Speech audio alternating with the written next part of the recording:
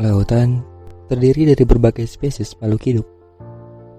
Menurut Vivaneos, ada 950.000 jenis spesies makhluk yang hidup di lautan.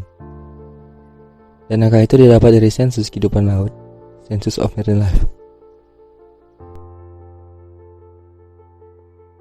Dari 950.000 jenis spesies makhluk hidup yang berada di lautan, tentu ada salah satu spesies yang berada di puncak rantai makanan.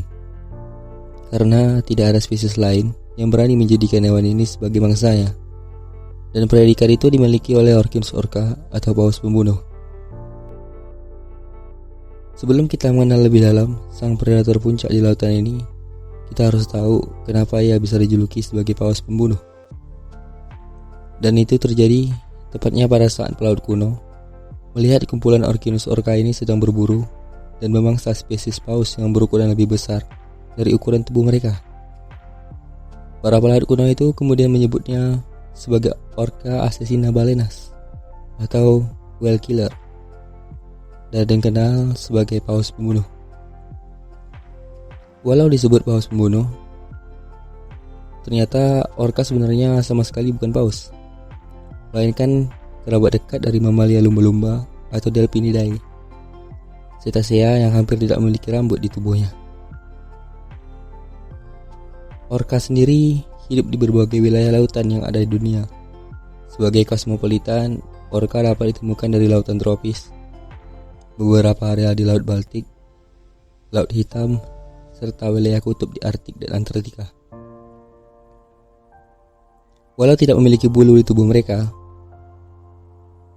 alasan kenapa orca sanggup bertahan di keadaan dingin tersebut karena ada lapisan lemak tebal di sebalik kulitnya, membuatnya mampu bertahan di daerah dingin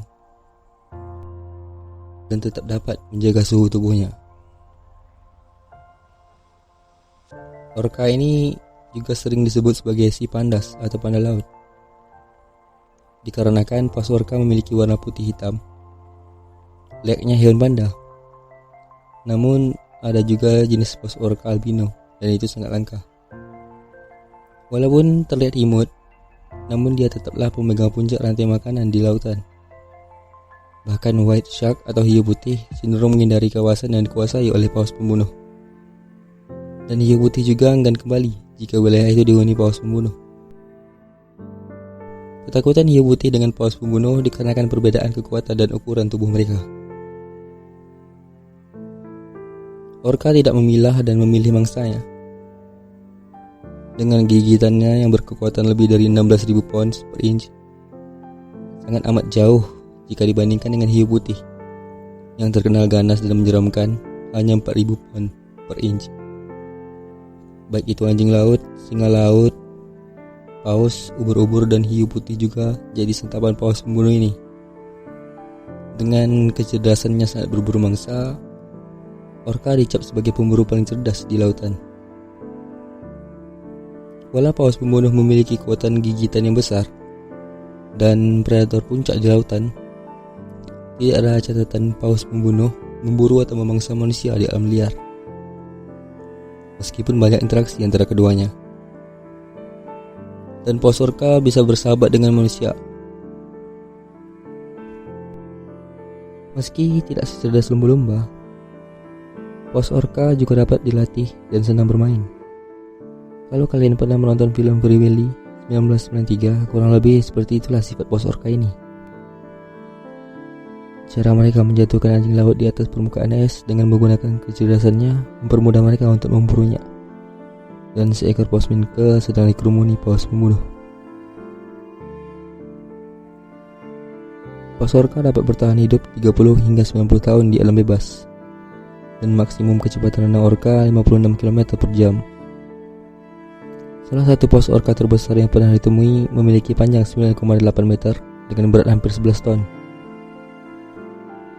Paus orca makhluk sosial yang memiliki bahasanya sendiri untuk berkomunikasi, memungkinkan mereka untuk mudah dalam perihal berburu. Dengan menghasilkan peluit bernada tinggi, panggilan berdenyut, dan suara berfrekuensi rendah, membantu mereka untuk berkomunikasi.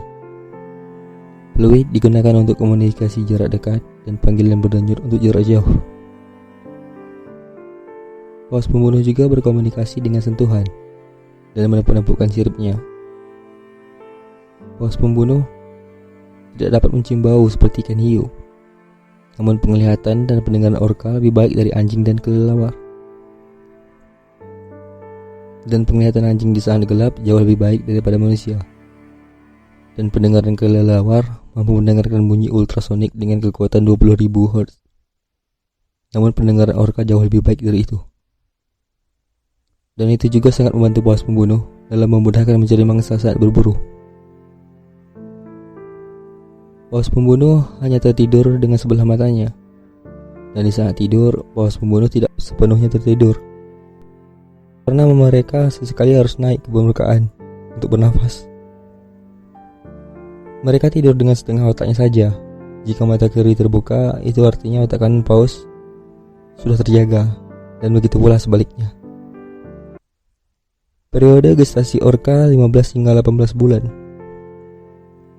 Dan melansir dari Worldfact, paus orca betina umumnya akan melahirkan satu anak setiap 1 sampai 3 tahun sekali. Penelitian yang dilakukan oleh Center of Field Research atau Pusat Penelitian Laut telah mengamati kehidupan paus orca selama 40 tahun. Studi pertama yang dilakukan sejak 1976 telah mengamati kehidupan paus orca selama 40 tahun. Studi pertama yang dilakukan sejak 1976 telah menghasilkan sensus lengkap populasi paus orca. Objek penelitian diketahui 40 ekor orca betina di selama tahun 1982 hingga 2021 menunjukkan hasil bahwa paus jantan akan dipelihara induknya selama bertahun-tahun, sedangkan anak betinanya hanya 1 tahun. Dan induk paus orca akan berhenti bereproduksi jika sudah memiliki anak jantan, dan rela mengorbankan sisa hidupnya untuk anak jantannya. Tentu itu akan menimbulkan pertanyaan, kenapa induk paus orca begitu tidak adil dengan anak betinanya dan sangat menjaga anak pejantannya? Alasannya sederhana, dikarenakan ibunya akan membuat anak pejantannya lebih besar dari populasi paus orca yang lain. Maka dialah yang akan jadi bapak pada generasi berikutnya. Agar anak jantannya jadi bapak penerus pada generasi berikutnya dengan cara membiarkan anak betinanya hidup mandiri dan fokus untuk menjaga dan membagi hasil buruannya ke anak jantannya. Dan itu juga sebagai alasan kenapa ibu paus orca rela mengorbankan hidupnya untuk menjaga anak pejantannya.